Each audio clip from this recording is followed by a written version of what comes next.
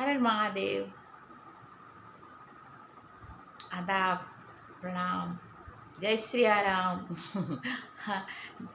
ആർക്ക് എങ്ങനെയാണ് അതങ്ങനെ തന്നെ കേട്ടോ. ഞാൻ പിന്നെ എങ്ങനെ പറയുമെന്നെല്ലാം പറയും.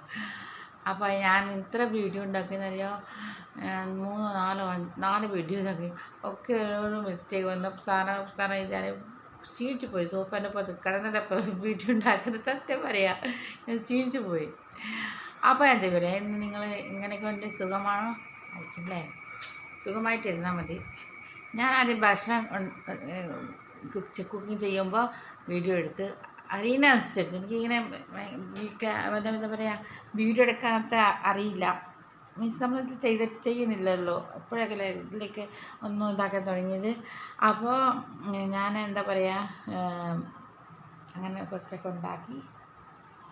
പക്ഷെ ഇങ്ങനെയായി. അപ്പോൾ ഞാൻ ക്ഷീണിച്ച് പോയി. അപ്പോൾ ഞാൻ ഒന്ന് ഇരുന്നു, ഇപ്പോൾ എന്തായാലും ഉണ്ടാക്കണം, വീഡിയോ ആക്കണമെന്ന് വിചാരിച്ച്. അപ്പോൾ ഞാൻ എത്ര കഠിന പരിശ്രമം ചെയ്ത് ഭക്ഷണം ഉണ്ടാക്കുമ്പോൾ വീഡിയോ ഉണ്ടാക്കുന്ന വർത്താനം പറയുന്ന എല്ലാം ഫുൾ സർവ്വേന്ദ്രിയങ്ങൾ കൊടുത്ത് മൊത്തം വീഡിയോയിലേക്ക് ആക്കിയിട്ട് ചെയ്യാമായിരുന്നു. പക്ഷെ പോയി. അപ്പോൾ ഒരു കാര്യം പറയട്ടെ, എല്ലാവരും ഞാൻ എന്നും വീഡിയോ ഉണ്ടാക്കുന്നത് നിങ്ങൾ അങ്ങനെയല്ല. ഞാൻ നിങ്ങളോടൊരു കാര്യം പറയട്ടെ, നിങ്ങൾക്ക് ആർക്കെങ്കിലും അറിയാമെങ്കിൽ പ്ലീസ് എന്നോട് പറയണം. എനിക്ക് ഫോണിൽ ഞാൻ ഈ ലോങ് വീഡിയോ ഉണ്ടാക്കുമ്പോൾ ഇതിൻ്റെ ബാക്ക് ടാഗിൽ ഡിസ്ക്രിപ്ഷനിൽ എന്തെങ്കിലും ചെയ്യണം, ടാഗ് ഇടണം, ഒക്കെ എന്തൊക്കെ സംഭവങ്ങളുണ്ട്. അതെനിക്കറിയില്ല. അത് ചെയ്താൽ മാത്രം എന്താ പറയുക, അങ്ങനെ അത് ചെയ്താൽ മാത്രം ഉള്ളൂ ഇത് എല്ലാവരുടെ അടുത്ത് പോവുള്ളൂ, വീഡിയോ എത്തുള്ളൂ. അങ്ങനെ എന്തോ ഉണ്ട്. പക്ഷെ എനിക്ക് അറിയില്ല കേട്ടോ, എൻ്റെ ഹസ്ബൻഡിനെ അറിയില്ല. ഹസ്ബൻഡ് ഇൻട്രസ്റ്റേ ഇല്ല, പോകേണ്ട ഒരു കാര്യം അറിയില്ല. കുട്ടിയാണെങ്കിൽ കുട്ടിക്ക് പറയുമ്പോൾ സമയമില്ല, മമ്മി എനിക്ക് സമയമില്ല ഇപ്പോൾ, അങ്ങനെ പറയില്ലേ, അങ്ങനെ പറയും. ബാക്കി അടുത്തുള്ള ആൾക്കാർക്കും ഇതിലില്ലാത്ത കൊണ്ട് അറിയില്ല. അപ്പോൾ നിങ്ങൾ അറിയെങ്കിൽ പ്ലീസ് പറഞ്ഞ് തന്നെ. മദത് ഹെൽപ്പാണ് ഇത് കേട്ടോ, അതുകൊണ്ടാണ്. അല്ലെങ്കിൽ നിങ്ങൾ എങ്ങനെയോ കമൻറ്റ് ചെയ്യുക അങ്ങനെയല്ല കേട്ടോ, ഈശ്വർ സാക്ഷി അങ്ങനെയല്ല. എനിക്ക് അറിയില്ല. ഞാൻ ഇന്നലെ ഞാൻ കുറേ നോക്കുന്നു, പക്ഷെ എനിക്ക് പറ്റുന്നില്ല. അപ്പോൾ എനിക്ക് ഈ പ്രോബ്ലം സ്ട്രോക്ക് കൊണ്ട് BT കുത്തിയിരിക്കുക. അല്ലെങ്കിൽ അതുപോലെ ആണെങ്കിൽ വണ്ടി എടുക്കുക, അപ്പത്തിന് വരെ ഇപ്പോൾ ശരിയാക്കിയിട്ട് വരും. ഇപ്പോൾ എനിക്ക് ഇങ്ങോട്ട് പോകാൻ പറ്റുന്നില്ലല്ലോ. അപ്പോൾ അങ്ങനെ ആക്കണം. പിന്നെ എന്താ പറയുക, ഡോക്ടർ എന്നോട് പറഞ്ഞിട്ടുണ്ട് ഈ പ്രോബ്ലംസ് കൊണ്ട് എക്സസൈസ് വേണം, എല്ലാ ദിവസവും എക്സസൈസ് വേണം. അപ്പോൾ ഫിസിയോതെറാപ്പി വേണമെന്ന് പറയും. അപ്പോൾ ഫിസിയോതെറാപ്പി ചെയ്യാറുണ്ട്.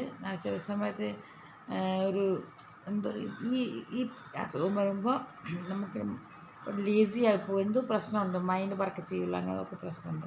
അതൊക്കെ എനിക്ക് ഉണ്ട് കേട്ടോ, അതുകൊണ്ടാണ് പറയുന്നത്. അതുകൊണ്ട് ഒരു കാര്യം 2-3 പ്രാവശ്യം മറന്നു പോവാം, മുന്നിൽ പറഞ്ഞെന്ന് ഞാൻ മറന്നു പോകും.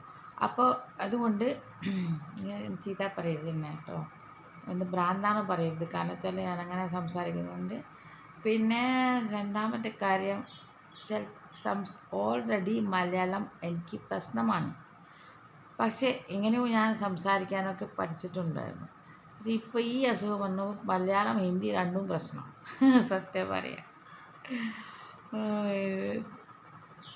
സംസാരിച്ച് ഇങ്ങനെ ആവില്ല എന്തൊക്കെ ആവില്ല. പിന്നെ എന്താ പറയുക, അപ്പം ഞാൻ വിചാരിച്ച് അങ്ങനെ എന്തുവായിരുന്നു, മറന്നു പോട്ടോ, എന്തിൻ്റെ സുഖമാണ് കേട്ടോ. അതൊക്കെ ഞാൻ പറയാം നിങ്ങളോട്. അയ്യോ ഭഗവാനെ, ഇന്ന് സൺഡേ ആണ്. ഇന്ന് വേഗം വർക്കൊക്കെ വേഗം ചെയ്തു. അപ്പോഴാണ് ഈ വീഡിയോ എടുത്തത് പറഞ്ഞത്. പക്ഷെ അങ്ങനെ ആയിപ്പോയി. അപ്പോൾ ഞാൻ വേഗം ആക്കി.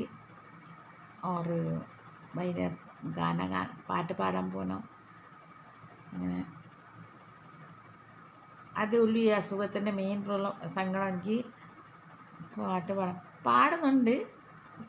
കുറേ കുറേ ശരിയായിരിക്കുന്നു കേട്ടോ, സത്യം പറയാം, കുറേ ശരിയായിരിക്കുന്നു. ഞാനത് ഭഗവാനോട് പറയുന്നത് എന്താ വെച്ചാൽ, എനിക്ക് അസുഖം വന്നപ്പോൾ ഞങ്ങളെ എല്ലാ നാട്ടുകാരും എനിക്ക് വേണ്ടി പ്രാർത്ഥിച്ച്, സത്യം പറയാം. ആ പ്രാർത്ഥനയാണ് എനിക്ക് ഈ ലെവലിൽ ഇന്ന് മൊബൈലിൻ്റെ മുന്നിൽ നിർത്തിയത്. സത്യം എല്ലാ കാര്യം കൊണ്ടും ആ ഒരു ഉപകാരമുണ്ടല്ലോ, ഞാൻ മറക്കൂല. സത്യം പറയാം. ഞാൻ ചിലപ്പം ഇങ്ങനെ പുറത്തേക്ക് ഇങ്ങനെ എൻ്റെ ഹസ്ബൻഡ് എന്നെ കുളിച്ച് രാവിലെ എനിക്ക് ചിലപ്പോൾ 4 മണിക്ക് കുളിക്കും. ചിലപ്പോൾ ഞാൻ എപ്പോഴാണ് എണീക്കുക അപ്പം ഞാൻ കുളിക്കുമായിരുന്നു സുഖമില്ലാത്ത സമയത്ത്. അപ്പോൾ വേഗം ഇവിടെ വിളക്ക് വെക്കുമ്പോൾ അതിൻ്റെ മുന്നിൽ ഞാൻ ഇങ്ങനെ പിടിച്ചെന്നെ നിർത്തും. അത് കഴിഞ്ഞ് ഇവിടെ അമ്പലമുണ്ട് ഇവിടെ തന്നെ ഇരുത്തും പുറത്ത്. അപ്പോൾ കുറേ ചേച്ചിമാരുണ്ടല്ലോ, എനിക്ക് ഓർമ്മയിലില്ല, എന്നാലും കുറേ ചേച്ചിമാർ. മെമ്മറി അത്ര ഓർക്കത്തില്ലായിരുന്നു ആരായതാണ്. പക്ഷെ എല്ലാവരോടും ഞാൻ ചിരിക്കുകയായിരുന്നു. അപ്പോൾ അവർ വന്നിട്ട് എന്നെ അവിടെ നിന്ന് എന്തൊക്കെ സാധനം കിട്ടിയാൽ എന്നെ തൊടും, ഇവിടെ ഇടും, എന്നിട്ട് ഊജും, എന്തൊക്കെ ചെയ്യുക. സത്യം പറയാ, അതൊക്കെ സത്യം ഭയങ്കര എന്താ പറയുക, അത്ര ലക്കിയാണ് ഞാൻ.